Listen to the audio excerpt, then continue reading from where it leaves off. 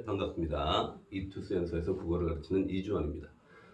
지금 제가 설명드릴 강좌는 문학 기본 강좌예요. 그래서 우리가 이제 다시 공부를 시작하는 사람 입장에서 우리가 지금까지 공부했던 것들의 문제점이 뭔가 있었나? 내가 작년에 조금 미흡한 게 있었다면 뭐였을까? 특히 문학 영역에서는 어떤 부분이 내가 좀 부족했을까? 이런 것들을 한번 점검을 해보고 시작해야 되는 것이죠. 그래서 우리가 문학 17문제 중에 내가 몇 문제 정도를 보통 맞추고 있고 틀린 문제가 있다면 주로 어떤 것에 치중이 되어 있는가. 그래서 내가 지금까지 중학교부터 고등학교까지 쭉 공부를 해오면서 문학에 대한 기본적인 이해는 잘 되어 있는가. 이런 것들을 한번 되짚어보는 강좌라고 생각하면 될 것 같아요. 뒤에 제가 잠깐 뭐 써놓은 게 있는데 보시면 작년 6월 모평, 9월 모평 수능에서 오답률 전체 그 탑 15, 오답률 15위 안에 들었던 문제가 문학이 몇 문제였는지 한번 써봤습니다. 그래서 6월 모평에 15위 중에 4문항이 있었고 9월 모평에 6문항, 그리고 수능에서는 2문항이 있었어요.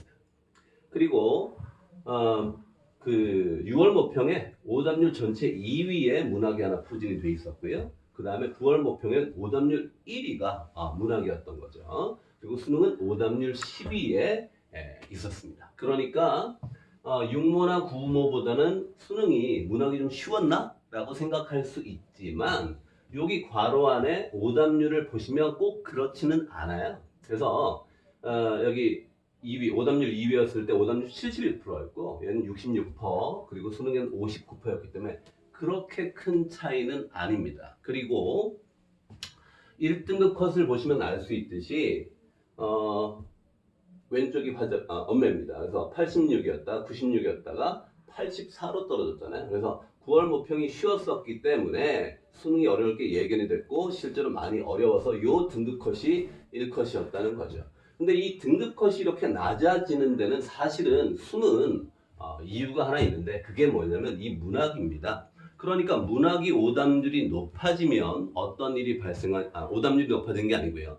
문학 문제가 어려워지면 어떤 문제가 발생하게 되느냐면 애들이 문학은 점수를 따야 되는 영역이기 때문에 집중을 해서 열심히 풉니다. 하지만 그동안에 시간이 많이 가게 되는 거죠. 그래서 문학이 어려워지면 비문학 오답률이 굉장히 올라가게 되고 이렇게 등급컷도 하향한다는 걸 알 수가 있는 거죠. 그래서 제가 말씀드리고 싶은 건 뭐냐면 우리가 이 문학 17문제를 빨리 풀고 비문학 하겠다라는 생각을 갖는 건 좋습니다만은 그건 어디까지나 17문제를 정확히 다 풀어서 맞춘다는 전제 내에서 가는 거죠. 그죠? 이거를 대충 풀고 넘어가면 안 되는 거니까. 그래서 점수를 딴다는 전제하에 얼마나 효율적으로 풀 수 있느냐, 이건 아까 제가 서두에 말씀드렸던 것처럼 내가 얼마나 기본적인 배경 지식을 가지고 있느냐를 점검하는 것부터 출발한다고 생각해요. 제가 수업 시간에 늘상 강조하는 게 있대. 야, 문제 풀어. 채점을 해. 여러분들 보니까 문제 풀려고 하면 문제만 풀고 채점을 잘 안 하는 경향이 있습니다. 그래서 채점을 해. 채점으로 틀렸잖아. 그러면 네가 쓴 오답 옆에 틀린 이유, 맞은 이유 이런 걸 쓰는 게 아닙니다. 내가 쓴 오답 옆에 내가 아까 이거를 왜 썼는지 이유를 꼭 적어보라고 해요. 요거를. 내가 아까 이걸 선택했던 이유를 적어보라고 하거든요. 왜냐하면 내가 무슨 생각으로 문제를 풀고 있는지를 내 스스로 알아야. 그리고 이걸 들고 쌤한테 왔을 때 너는 문제를 어떻게 푸는구나. 이걸 알아야 여기가 출발점이 될 수가 있는 거예요. 이 출발점에서 제대로 출발해서 그 100점을 향해 가야지 출발점이 제대로 되어 있지 않으면 공부의 시작점이 없는 것도 같습니다. 그러니까 내가 현재 어떤 식으로 문제를 풀고 있는지를 내가 쓴 오답을 통해서 챙길 수가 있어야 돼요. 그래서 내가 현재 위치를 잘 파악하기 위해서는 어떻게 해야 되느냐.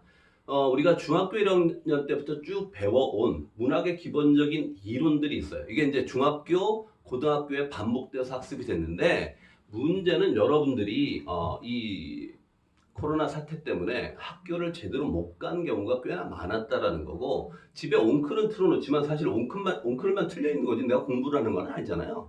나는 관심이 없잖아. 그러니까 거기에서 내가 이 몸속에 흡수되어 있어야 되는 기본적인 개념들이 많이 날아가 있는 경우를 많이 봅니다. 제가 96년도 10월 25일부터 강의를 좀 시작했는데 여러분이 좀 저를 볼 때 연식이 꽤 오래되셨네 라고 생각하겠지만 제가 이제 태어날 때 못 타고난 게 모발이고요. 타고난 게 노안이에요. 그래서 생각보다 그렇게 늙진 않았고 마동석이랑 동갑입니다. 근데 그건 중요한 게 아니라 제가 96년부터 쭉 강의를 해오면서 올해까지 하고 있지 않습니까? 점점 여러분들의 특성이 고착화돼 가는 게 뭐냐면 어휘력 굉장히 낮아져 있고 그리고 기본 개념들이 굉장히 옅어져 있고 아는 문학 작품 수가 많이 적습니다. 이게 여러분 세대의 공통적인 특징이에요. 이게 텍스트가 아닌 멀티미디어 위주의 세대의 특징이기도 하면서 약간 교육 과정의 문제이기도 한 것 같습니다. 이건 다시 말해서 여러분들이 나부터 우리 그 또래들이 우리 세대들이 좀 부족한 부분을 채워나가는 게 공부의 출발점이라고 생각할 수도 있어야 된다는 거예요. 그죠? 그래서 이 수업의 목적은 뭐냐면 중1, 2, 3과 고1, 2, 3에 기본적으로 되어 있어야 되는 그런 기본 개념들을 하나씩 챙겨보는 거. 요게 가장 기본적인 초점이 있고 그 다음에 두 번째로 이제 중요한 거, 마지막으로 중요한 거, 시간이 많이 됐으니까 마지막으로 중요한 거 하나만 더 말씀을 드리면 요즘 문학의 트렌드는 뭐죠? 선택지를 어렵게 내는 게 트렌드죠. 선택지를 기본적인 개념이 아니라 그 개념을 말로 풀어서 한 번 더 생각하게끔 만드는. 그리고 이제 사실 그 문장 독해를 정확하게 해줘야 선택지를 제대로 이해할 수 있는 이런 것들이란 말이에요. 그래서 그런 것들을 좀 중점적으로 해 나가겠다는 말씀을 드리고 뭐 컨텐츠는 당연히 기출입니다. 기출을 정확하게 분석을 하고 출제자가 어떤 방식으로 문제를 냈는지를 말씀을 드리면서 여러분들이 어떻게 문제를 풀 때 적용해 가야 되는지를 한 번 더 살펴볼 거다라고 생각하시면 될 것 같습니다. 이렇게 시즌 1의 문학은 강의가 진행이 되니까 그렇게 한번 생각해 보시고 강좌를 임해 주시면 좋겠습니다. 여기까지 하겠습니다. 감사합니다.